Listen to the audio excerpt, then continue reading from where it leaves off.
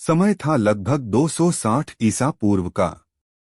मौर्य साम्राज्य अपने उत्कर्ष पर था। मगध की धरती पर एक राजा राज करता था, सम्राट अशोक। उनका नाम सुनते ही लोग थर्रा उठते थे। वे केवल एक शासक नहीं, बल्कि एक रणवीर, रणनीतिकार और दूरदर्शी सम्राट थे। उनके पिता सम्राट बिंदुसार और दादा सम्राट चंद्रगुप्त मौर्य ने भारत की नींव रखी थी, पर अशोक ने उस साम्राज्य को ऊंचाई पर पहुंचाया। अशोक को शुरू में चंड अशोक कहा जाता था, क्रूर अशोक, क्योंकि उन्होंने अपने आरंभिक काल में सिंहासन प्राप्त करने के लिए अपने भाइयों से युद्ध किया था। कहा जाता है कि सत्ता की लालसा ने उन्हें निर्दयी बना दिया था, परंतु सत्ता की यह प्यास जल्द ही उन्हें एक ऐसे युद्ध की ओर ले जाएगी जो उनके जीवन का सबसे बड़ा मोड़ बन गया। कलिंग, आज का ओडिशा, एक समृद्ध, स्वतंत्र और गर्वित राज्य था। यह कोई विशाल साम्राज्य नहीं था, परंतु इसका स्वतंत्रता प्रेम और समुद्री व्यापार के लिए ख्याति दूर दूर तक थी। कलिंग के लोग मेहनती, आत्मनिर्भर और अपने देश के प्रति अत्यंत निष्ठावान थे। कलिंग की राजधानी तोसली थी, जहां राजा अनंत पद्मनाभ शासन करते थे। कुछ इतिहासकारों के अनुसार उनका नाम राजा चंद्रगुप्त कलिंग था। उनकी सेना बहुत बड़ी नहीं थी, परंतु उनमें एक ऐसी ज्वाला थी जो किसी भी साम्राज्य की दीवार को चूर कर सकती थी, स्वतंत्रता की ज्वाला। अशोक का साम्राज्य लगभग पूरे भारत में फैल चुका था, उत्तर में हिमालय से लेकर दक्षिण में गोदावरी नदी तक, पश्चिम में अफगानिस्तान से लेकर पूर्व में बंगाल तक। परंतु कलिंग अभी भी स्वतंत्र था। मौर्य साम्राज्य के लिए यह एक राजनीतिक और रणनीतिक खतरा था। कलिंग का समुद्र तट दक्षिण पूर्व एशिया तक व्यापार मार्गों को नियंत्रित करता था। यदि कलिंग स्वतंत्र रहता, तो वह साम्राज्य के व्यापार और सुरक्षा दोनों के लिए चुनौती बन सकता था। दरबार में मंत्रियों ने अशोक को बार बार कहा, महाराज, जब तक कलिंग स्वतंत्र रहेगा, मौर्य साम्राज्य अधूरा रहेगा। अशोक ने इस चुनौती को स्वीकार किया। उनकी आंखों में केवल एक ही लक्ष्य था, कलिंग को मौर्य साम्राज्य का हिस्सा बनाना। मौर्य सेना इतिहास की सबसे विशाल सेनाओं में से एक थी। इसमें थे 60,000 पैदल सैनिक, 10,000 अश्वारोही, 5,000 हाथी और सैकड़ों रथ। युद्ध की घोषणा होते ही मगध की धरती पर युद्ध के नगाड़े बज उठे। कला और संगीत की जगह अब धातु की टंकार और घोड़ों की हिनहिनाहट गूंजने लगी। दूसरी ओर कलिंग की सेना में शायद केवल 10,000 सैनिक थे, पर उनके पास कुछ ऐसा था जो अशोक के पास नहीं था, अपने मातृभूमि के लिए मर मिटने का जज्बा। वह सुबह धुंधली थी जब अशोक की सेना कलिंग की सीमा पर पहुंची। नदियों का पानी लाल मिट्टी से गंदला हो चुका था। चारों ओर सैनिकों के पांवों से धरती कांप रही थी। कलिंग की ओर से भी युद्ध की तैयारी जोरों पर थी। महिलाएं अपने बेटों और पतियों के माथे पर तिलक लगाकर कह रही थीं, विजय होकर लौटना या शहीद होकर, पर सिर झुकाकर नहीं। यह केवल दो सेनाओं का नहीं, दो विचारों का युद्ध था। एक था साम्राज्यवाद, दूसरा स्वतंत्रता। अशोक ने पहली चाल चली। उनकी सेना ने कलिंग की सीमाओं पर हमला किया। धनुष की टंकार और तलवारों की चमक ने आकाश को लाल कर दिया।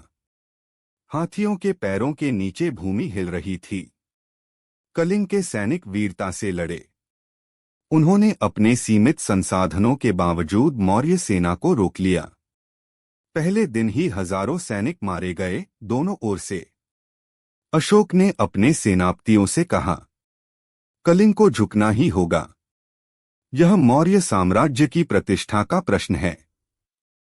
दूसरे दिन युद्ध और भी भयानक हुआ। हवा में तलवारों की चमक थी और धरती पर रक्त की नदी बह रही थी। कलिंग की ओर से महिलाएं और युवक भी युद्ध में उतर गए थे। कई गांवों की महिलाएं अपने घरों को छोड़ युद्धभूमि में अपने प्रियजनों के शवों के बीच डटी थीं। अशोक के सैनिकों ने शहरों में आग लगा दी।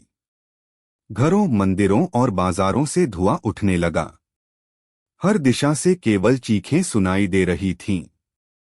कहा जाता है कि उस दिन 1 लाख लोग मारे गए और 1.5 लाख कैदी बनाए गए। धरती पर रक्त का सागर बन चुका था।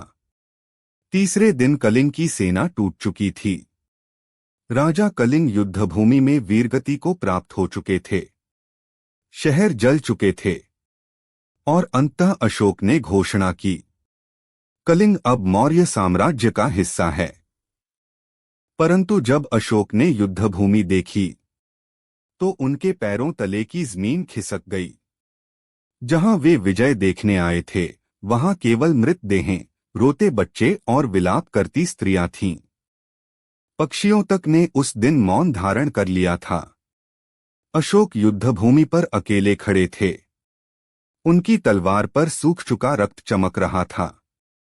उन्होंने चारों ओर देखा, कोई जयकार नहीं, केवल मृत्यु की निस्तब्धता।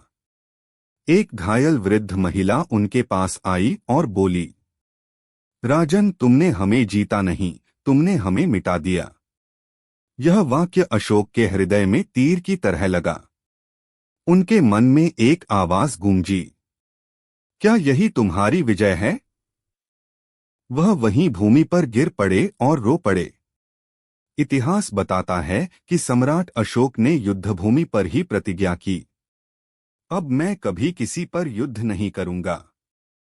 मैं धर्म की विजय के लिए जीवित रहूंगा, न कि तलवार की। कलिंग युद्ध के बाद अशोक ने बुद्ध धर्म अपना लिया। उन्होंने हिंसा, क्रोध और विस्तार की नीति को त्याग दिया। उनका हृदय दया और करुणा से भर गया। उन्होंने धम्म का प्रचार किया, सब प्राणी मेरे पुत्र हैं। उन्होंने अस्पताल, विश्वविद्यालय, कुएं, सड़कें और वृक्षारोपण कराए। उनके शिलालेख आज भी बताते हैं कि उन्होंने अहिंसा, सत्य, समानता और प्रेम का संदेश फैलाया। वह राजा जो एक समय चंड अशोक कहलाता था, अब धम्म अशोक बन गया। उनकी यह परिवर्तन यात्रा ही कलिंग युद्ध की सच्ची विजय थी। कलिंग भले ही युद्ध में हार गया, पर उसकी आत्मा विजयी रही, क्योंकि उसी युद्ध ने भारत को इतिहास का सबसे महान सम्राट अहिंसक अशोक दिया। कलिंग के सैनिकों का बलिदान व्यर्थ नहीं गया। उनकी शहादत ने एक राजा के हृदय को बदल दिया और उस बदलाव ने पूरे एशिया को बदल दिया। अशोक के आदेशों से बौद्ध धर्म श्रीलंका, नेपाल, म्यांमार, चीन और जापान तक फैला। एक युद्ध जिसने इतिहास बदल दिया। कलिंग का युद्ध केवल रक्त की कहानी नहीं, बल्कि प्रकाश की कहानी भी है।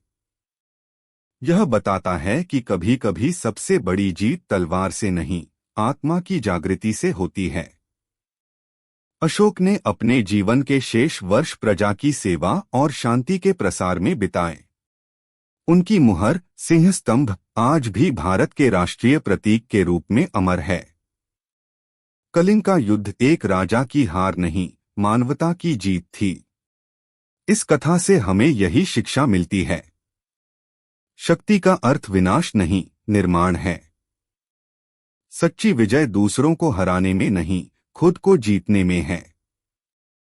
और जो मनुष्य दूसरों के दुख को अपना समझता है, वही सच्चा सम्राट होता है।